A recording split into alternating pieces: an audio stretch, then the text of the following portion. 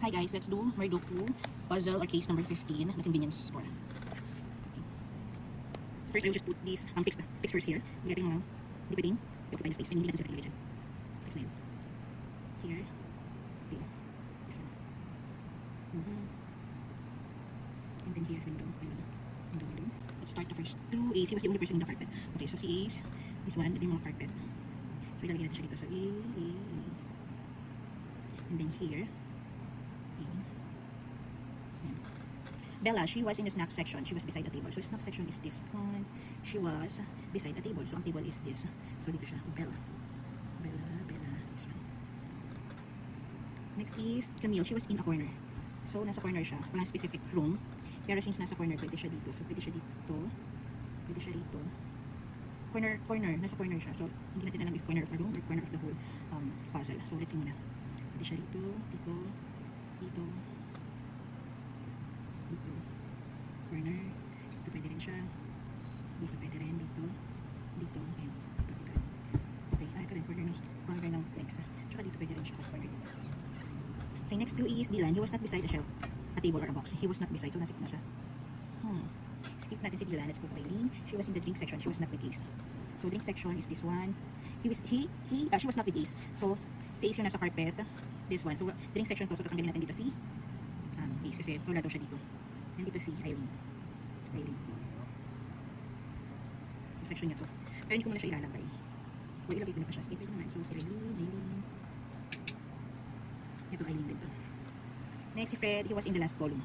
So, last column is this one. So, nandito siya. So, si Fred. So, tatanggalin na natin si C. Yung nakalagay dito. Kasi itong column na to ay kay Fred lang. So, si Fred lang dyan. Siya may karapatan. Si Grace. She was in front of a window. So, si Grace daw ay nasa front of window. So, ngayon nasa yung window. This one. So, ito lang siya.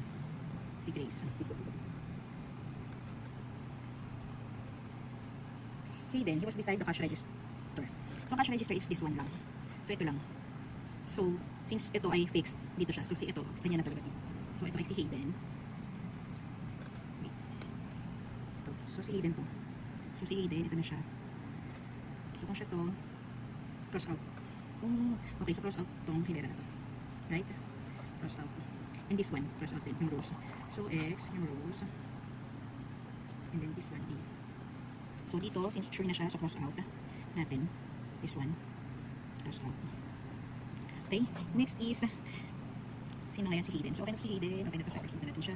So, ngayon, balikan natin si Ace. He was the only person on the carpet. So, since ito na lang, na-cross out na to, ito na lang natin ang si Ace. So, siya to, si Ace. Yan na siya. Kasi, bakit? May carpet din dito sa drinks. Pero, merong specific, dito, clue na. Si Eileen, she was in the drinks section, which is this one.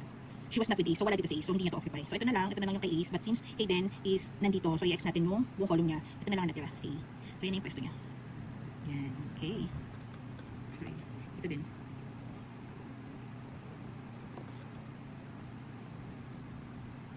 Okay na. Ngayon, meron din ditong, ito, so okay na si Ace. Meron din ditong isa, si F, si Fred. Sabi is, he was in the last column. So ngayon, since ito yung last column, ang natitira na lang sa last column is this one. So dito siya. Sa kanya na yan. Wala na siyang bago. Kasi ito naka-X na. So ngayon, i-X natin to.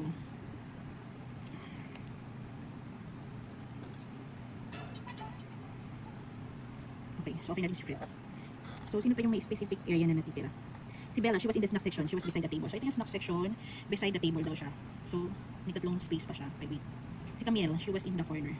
Marami pa kasing corner. Si Dylan, he was not beside a shelf, a table, or a box. So, pwede dito si Dylan. He was not beside. Pwede siya dito. He was not beside a shelf, a table, or a box. Si Dylan. So, pwede siya dito. Diba? Pwede siya dyan eh. Hindi siya pwede dito. Dito sa drinks area. Pwede siya dito. Ay, sorry. Drinks section to, diba? Pwede siya dito. Ito, pwede siya dito. Sino to si Dylan? Pwede siya here. Pwede rin siya here. Kasi basta hindi siya beside sa shelf, table, or box. Yan. So, marami pa siya palang pwesto, no? Si Eileen, nandun siya sa drink section. Ito, marami pa kasing pwedeng space si Eileen. Si Grace, she was in the window. So, si Grace, meron pang 4 windows. Okay, so, since si Grace she was in front of a window, since ito lang yung side ng may window, automatic cross out na natin itong mga to. Kasi siya lang dyan. So, cross na to. Kasi kahit saan mo siya ilagay dyan, yung buong ang column ay cross out. Tama? Okay, so next. Okay, sige, let's try. So ngayon, tatanggalin natin yung, si ano lang to, si Grace. Siya lang yung may karapatan dyan. So tatanggalin natin dyan si B, tsaka si C. Si Grace lang din dyan. Si Grace lang. Ngayon, meron dito kasi Camille, she was in a corner. So, kung iaano natin na corner, whole corner. Okay, so hindi siya pwede dito. Okay, so meron pala tayo dito hindi na-cross out. Ito si A, so i-cross out pala natin tong area niya. Oops. Yung column niya. So, X. So ngayon, ang natitira na lang is na area ni B, which is Bella. She was in the snack section. She was beside the table. Is this one na lang. Beside the table. Ito na lang, dito na lang siya, sa snack section. So yan is area niya na. Okay, so bakit? So meron pa ditong space. Kasi nga remember, Grace is she was in front of the window. So siya lang ang pwedeng umoccupy dyan. Kahit saan mo siya dyan ilagay, bawa this one here, this one here. Kahit saan mo siya ilagay yan kung column na yung isa kanya. So hindi pwede dyan si Bella.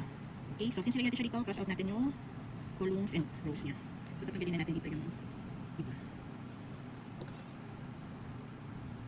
Alright. Umilit na yung mundo nila. So okay na to si Bella. So next is, ito pa pala. So ito pala na rin yan. Okay, so itong si Eileen, she was in the drink section, she was not with Ace. So sa drink section, ito na lang yung unoccupied. Itong column na to. So kahit saan mo siya ilagay, itong column na to sa kanya na. So i-X natin yung ibang letters. Kasi kahit saan mo siya ilagay dito, occupied niya yung buong column. Okay? So now, ang natira na lang natin na corner is this one. So ang sabi is Camila, she was in a corner. So ang natira na lang na corner natin, ang natira na natin si is this one. So ilagay natin siya dito. So pag nilagay mo siya dyan, i-cross out natin yung columns and rows niya. So tanggal na rin siya dyan. So pag nilagay mo rito si Camila, X na rin ito dito. Okay na yan. And then hanggang baba close. Okay. So okay na si Camila. Ngayon si Dylan, he was not beside a shelf, a table or a box. So saan na lang yung natirang space ni Dylan? So this one. Ito na lang. Right. Tama. So this one is Dylan's property. So i-X na natin this one. So X. Okay. So, ang natira na lang natin ay si Eileen at si Grace. Okay. So, si Eileen, si Grace. Okay. So, si Eileen, she was in the drink section. She was not with Grace. So, I think, kahit nailagay natin dito si... Parang kasi may window eh. So, pwede kahit ilagay natin dito si Grace. So, cross out niya to. Tapos dito si Eileen. Or, hindi, dito si Eileen. Kasi si Aaron, okay. Kasi si Aaron, he was the only person on the carpet pala. Okay, so siya lang nasa carpet. Hindi natin pwedeng ilagay dito si Eileen. So, cross out and then cross out this one. Then cross out this one. So, ang natira na lang ay si window seat. The window space is this one. So, dito si Grace, automatic. Alright.